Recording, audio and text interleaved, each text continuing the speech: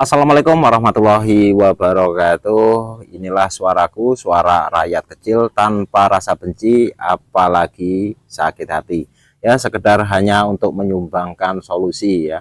Jadi sahabatku, untuk kali ini saya akan membahas tentang maraknya tindak kriminal ya, curanmor maupun begal motor ya, baik pencurian maupun pembegalan di jalan ya. Kadang-kadang seperti ini ya sahabatku. Saya pribadi ya, kadang-kadang kita mau pakai motor yang jelek, yang buruk seperti ini ya, kadang-kadang kita agak susah di jalan karena sering mogok dan lain sebagainya ya. Sementara kita mau beli motor yang bagus ya, mungkin kalau kita diberikan rezeki ya, mau beli motor yang bagus baik itu secara cash maupun kredit, kadang-kadang kita takut mau parkir di sembarang tempat ya, atau kadang-kadang kita parkir di depan rumah itu dicolong orang ya, mau jalan ke satu tempat kadang-kadang di tengah jalan dibegal orang dan lain sebagainya ya. Nah, di sini ya, gimana caranya untuk setidaknya mengurangi ya, bahkan kalau bisa justru menghilangkan ya, mungkin kalau menghilangkan agak sulit ya, mengurangi tindak-tindak kejahatan seperti itu untuk curanmor maupun begal motor ya.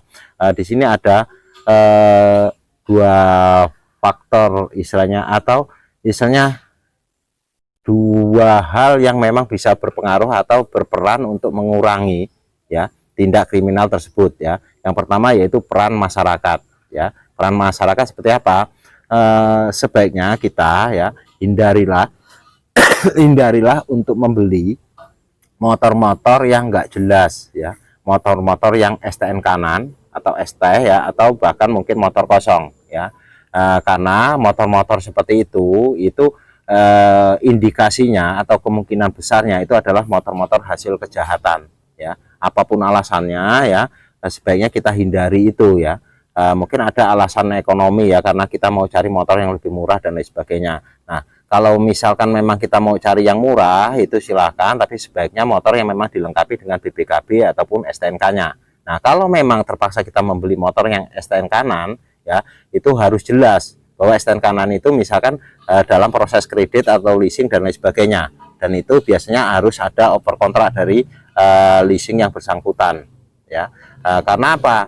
Jangan hanya kita bisa menyalahkan ya bahwa banyak curanmor, banyak begal dan lain sebagainya, sementara peran andil kita ya, ini justru kita seneng banget ya membeli motor-motor yang nggak ada surat ya. Itu sama aja kita membantu memupuk untuk lebih subur tindak-tindak kriminal seperti itu ya. Walaupun nggak semua masyarakat seperti itu, tapi mereka ya, para pelaku kejahatan itu akan melakukan kejahatan itu karena mereka bisa menjual hasil kejahatan tersebut. Kalau mereka nggak bisa menjual ya, karena masyarakat ya, minat masyarakat itu nggak ada yang mau membeli itu, otomatis dengan sendirinya ya mereka nggak akan melakukan itu ya. Mungkin masih ada satu dua yang melakukan itu tapi nggak dijual utuh ya, mungkin dipotong-potong dan sebagainya, tapi itu mungkin jumlahnya malah lebih sedikit ya. Jadi itu yang pertama, peran kita, peran masyarakat untuk menghindari itu. Yang kedua yaitu peran pemerintah ya. Dalam hal ini ya, saya mohon dengan segala hormat ini kepada Bapak Presiden, Bapak Jokowi ya, juga Bapak Kapolri ya, ini sekedar masukan untuk beliau ya. Kalau untuk motor-motor yang kosong ya, ini kan dari kepolisian ya, ini hampir di setiap kelurahan ataupun desa ya, ini biasanya dari kepolisian itu ada Babin Kantipmas ya. Nah, ini nanti Babin Kantipmas ini bisa bekerja sama dengan perangkat desa ya, yang tingkat paling bawah misalkan RT ya, diminta RT untuk mendata setiap warganya ya, ini punya motor berapa, misalkan si A punya motor 2, si B punya motor 3, si C enggak punya motor sama sekali. Nah, setelah data itu lengkap ya, semua warga itu sudah terdata oleh RT. Nah, untuk selanjutnya ya diambillah oleh Babin Kantipmas. Nah, itu nantinya dijadikan bahan ya dari kepolisian untuk mengoperasi setiap rumah ya. Jadi si A tadi punya motor 2 ya. Nah, bisa didatangin oleh pihak kepolisian ya, dilihat motor 2 itu ya gimana kelengkapannya ya. Kalau memang lengkap ya nggak ada masalah. Kalau memang cuma ada STNK-nya ya, ini nantinya kan ada alasan memang BPKB-nya misalkan lagi di bank atau di leasing dan lain sebagainya. Nah, kalau seperti itu kan ada buktinya ya, bukti angsuran ya. atau mungkin alasannya BPKB-nya hilang ya, itu kan ada surat nanti kehilangan dan lain sebagainya ya. Misalkan nanti kayak si B tadi ya punya motor 3 ya, tapi saat dioperasi ya itu cuma ada 2, berarti yang satunya ini sudah dijual. Nah ini bisa dideteksi jual kemana ya.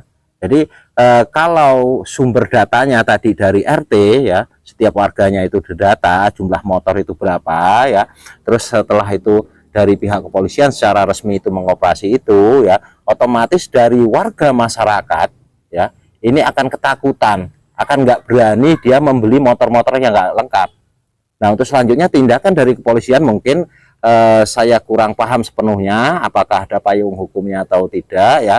Kalau motor-motor yang tanpa BPKB ya, tanpa bukti kepemilikan ya, apakah itu termasuk legal atau ilegal ya. Tapi kalau memang ada payung hukumnya, motor-motor yang memang nggak resmi ya, itu bisa ditarik, diangkut ya, bisa disita ya. Nah kalau ya setiap rumah sudah dikunjungi seperti itu ya, otomatis sekali lagi masyarakat tadinya yang berminat membeli motor-motor yang nggak benar ya, ini sudah takut, untuk apa saya beli motor-motor yang nggak lengkap suratnya, karena nanti secara periodik ya dari pihak polisian itu akan mengoperasi ya. Ada kemungkinan memang misalkan dari operasi itu nanti bocor, tapi data ya, data yang masuk dari RT itu sudah ada. Jadi kalau misalkan ada satu rumah yang punya motor 5, tapi begitu ketahuan mau ada operasi terus diumpetin yang 2, nah kok saat operasi itu ada 3, itu bisa ditanyakan lebih lanjut, karena berdasarkan data dari RT itu 5, yang kemana yang 2-nya ya. Nah seperti itu, karena kalau kita hanya menggunakan operasi yang ada di jalan itu nggak efektif ya, nggak efektif. Karena apa? Pelaku-pelaku kejahatan ini menjual kendaraannya ini enggak di satu tempat ya, enggak hanya di kota, ada di kampung-kampung, di kota, di pelosok-pelosok ya. Sementara misalkan motor-motor hasil kejahatan itu dijual ke pelosok yang mungkin aksesnya sangat sulit ya untuk angkutan bahan pertanian dan lain sebagainya ya, tapi tetap motor itu adalah motor hasil kejahatan ya.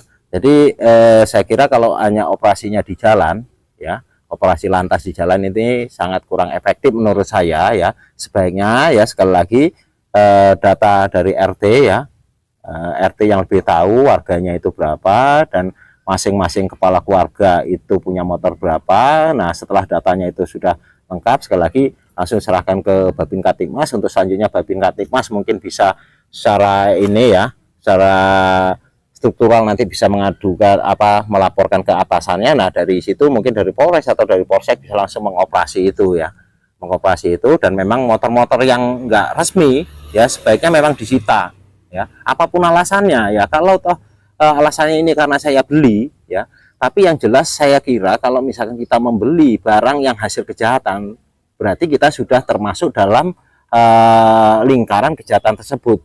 Jadi saya kira walaupun kita membeli saat itu, tapi tetap kita salah ya. Jadi seperti itu ya, masukan dari saya ya. Mudah-mudahan ya apa yang saya suarakan ini bisa bermanfaat dalam rangka mengurangi ya, mengurangi tindak curanmor maupun begal, supaya kita bisa lebih tenang ya. Kadang-kadang kalau misalkan kita mau keluar malam atau keluar agak jauh, kadang-kadang agak ngeri sedap katanya ya. Jadi kalau hanya motor yang diambil itu mungkin masih ini ya, masih walaupun kita sedih ya, tapi nggak seberapa. Tapi kadang-kadang itu membawa nyawa juga ya. Kadang-kadang mereka itu main tembak, main pukul, main bacok dan lain sebagainya. Itu sangat ngeri ya. Lebih dan kurang saya mohon maaf. Wassalamualaikum warahmatullahi wabarakatuh.